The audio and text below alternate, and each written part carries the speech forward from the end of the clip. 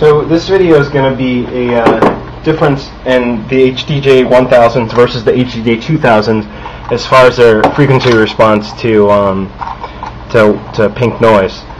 For studio monitors, you want to have a really flat curve, and I think the HDJ2000s are going to be better studio monitors. I got them for DJing, but I think the 1000s are a lot better for DJing, and you can see that review for why.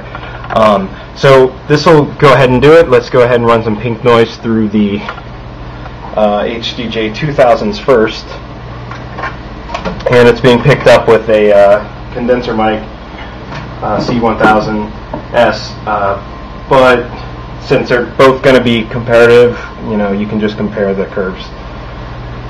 Alright, so HDJ2000s, pink noise. I'm going to turn up the gain to flat. Okay, so this is real time. Let's go ahead and average so we can see kind of the history here. So this is a real time average of it. There's going to be, it's pretty flat, so negative 10 dB, negative 10 dB all the way from 125 to about 2 kilohertz, and then a little strong peak over at 5 kilohertz, which is pretty high, but you can kind of see there's just a little dip. It's pretty good. Tapers off at the high end. Nobody really gets crazy high anyway. Here's back to real time. Let's look at the low end here. The low, we're hitting about 40 hertz at negative 30 dB, and for people who aren't like I guess sound people, a difference of negative 3 dBs is twice as loud, so a small change is relatively a lot here. So pretty flat.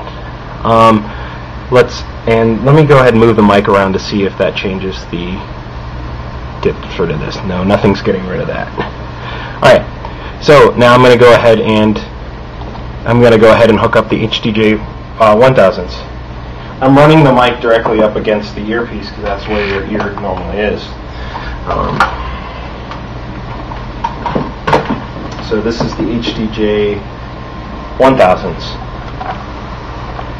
I have to plug them in. Okay. So here we go. I'm going to turn the mic gain down a little bit. Obviously, if I turn the gain down, that means these are going to be louder from the start. So you can see right here there's this huge gap of nothingness on the HDJ1000s, which is kind of good for DJing, for house and techno kind of music, where you just want the lows and the highs coming through.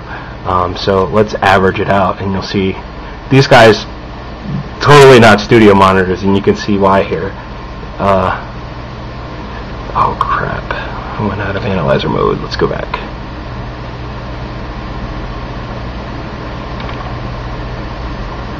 Okay, alright.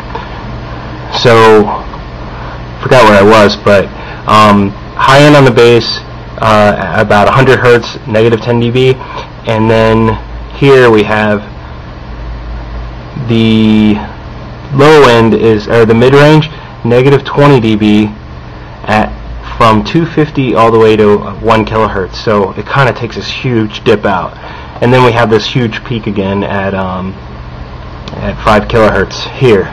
So really uneven kind of for headphone monitoring and stuff. So definitely the HDJ2000s win for flatter frequency response, and the 1000s are just, I think, better for DJing. Thanks.